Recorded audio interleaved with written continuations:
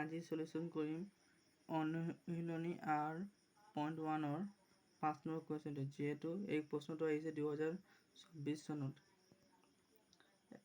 তলৰ তালিকাখন খাই ঠাইত y ৰ মান উলিওৱা।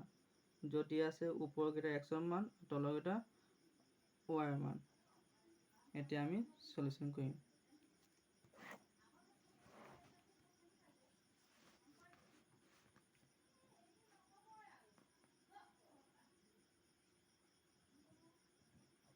সলিউশন 5 নম্বৰ কুৱেশ্যনটো লেট মানে ধৰা হ'ল x1 মান 4, x2 ৰ মান 8 আৰু x2 ৰ মান x1 এইটো তোমালোকৰ y2 আহিব।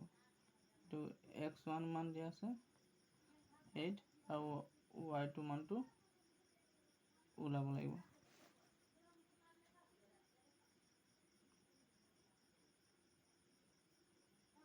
According to question,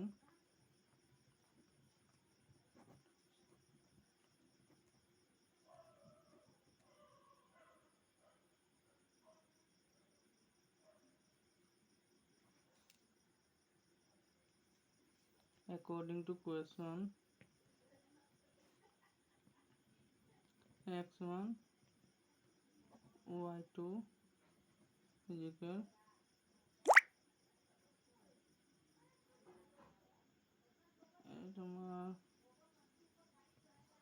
x1 y2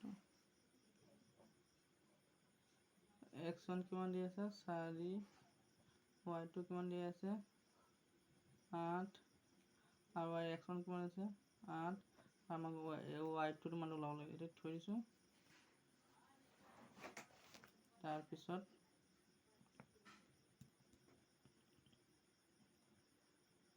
y থৈ দিও। কিমান পাইছিলো আমি এই 8টো এইফালে আহি যাব। তাৰপিছত কিন্তু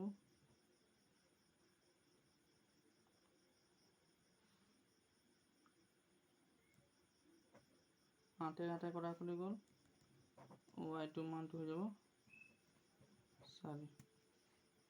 এইটোৱে আনসাৰ।